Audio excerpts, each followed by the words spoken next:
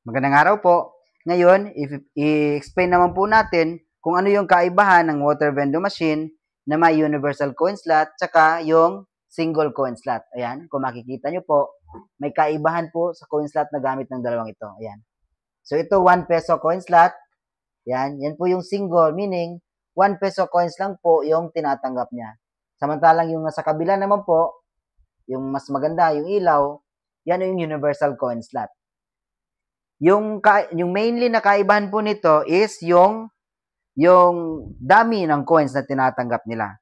So, from the word universal, tinatanggap niyo po kasi 1 peso, 5 peso, 10 peso, 20 peso coins. Meaning, all coins po na available in circulations, tinatanggap niya po. So, yun po yung advantage nito. Samantalang itong isa naman, single coin lang. Kung 1 peso lang talaga siya, meaning 1 peso na old and new, yun lang po yung tinatanggap niya.